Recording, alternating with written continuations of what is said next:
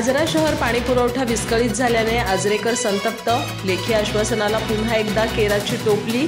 11 मार्चला निघणार नगरपंचायतीवर भव्य मोर्चा।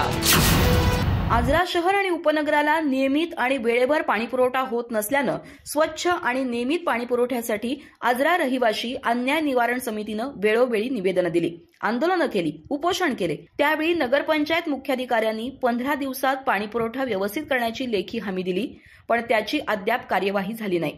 पाणीपुरवठा विस्कळीत झाला असून जनतेत संतापाची लाट आहे। या पार्श्वभूमीवर 11 मार्चला नगरपंचायत कार्यालयावर महामोर्चा काढण्यात येईल असं निवेदन समितीमार्फत देण्यात आलं।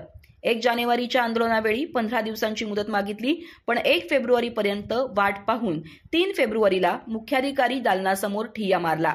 पाणीपुरवठ्यासाठी नवीन मोटर घेणं खर्चिक असल्याचं अन्याय निवारण समिती सदस्यांना पटवून सांगितलं। त्या गोष्टी अन्याय निवारण समितीच्या सदस्यांनी मान्य केल्या आणि ज्या ठिकाणी नवीन पाईपलाईनचं काम पूर्ण झालंय तिथं 2 मार्च पासून पाणी पुरवठा करण्याचं सांगितलं गेलं। पण या निमित्तानंही समितीच्या तोंडाला पानं पुसली गेली। म्हणूनच 11 मार्चला मोर्चा काढून नगरपंचायतीच्या वेळकाढूपणाचा निषेध करणार आहोत।